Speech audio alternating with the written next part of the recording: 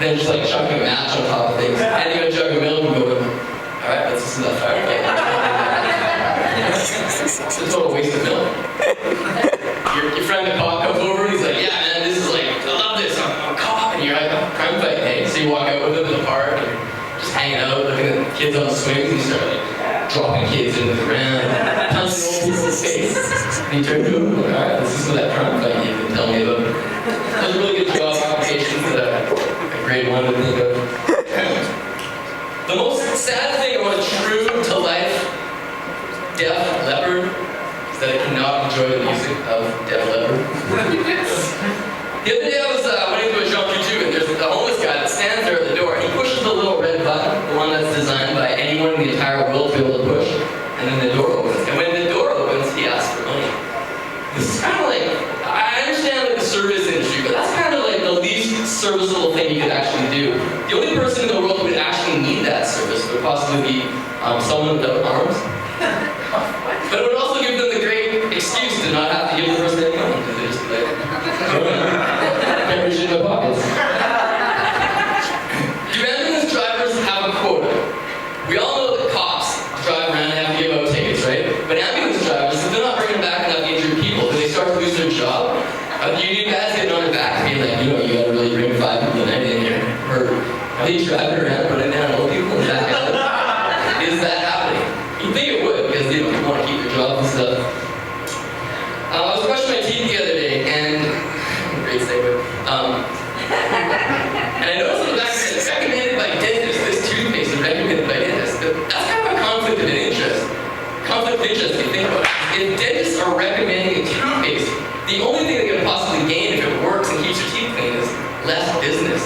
I'd rather have a toothpaste recommended by a guy who hates going to the dentist. And I'm actually married. Believe it or not, my wife, we've been married for 3 years, we've been together for 8, and it was easier getting married than choosing toothpaste. Because when you go into a store, when you get married, you've been with someone for a few years, you've taken the time to think about things, you walk down the aisle. When you get there to, say I do at the very end, there's one person in front of you. And it's easier to do that than actually go into a store and choose toothpaste. If you're like, I don't know, Aquafresh, Crest, who you go with? There's so many brands shooting right at you.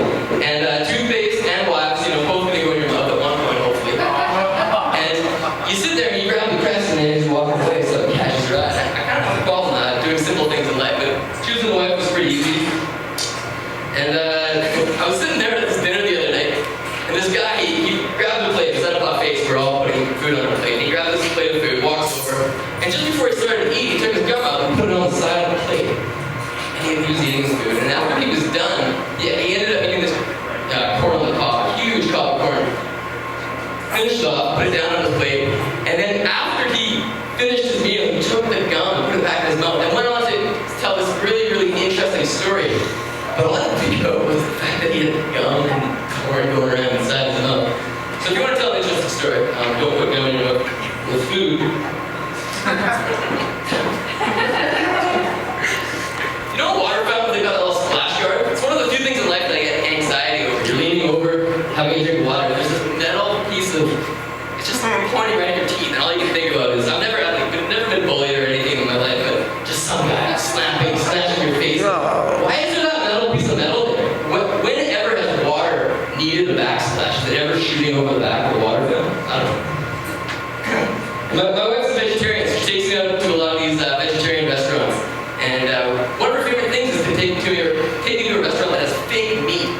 Now, fake meat's kind of one of those bizarre things, like decaffeinated coffee.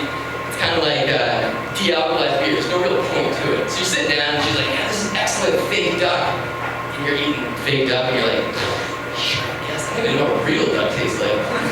If we're going to have fake meat, I think we should up our standards, get a bit more interesting, like, I don't know, fake bald eagle, perhaps?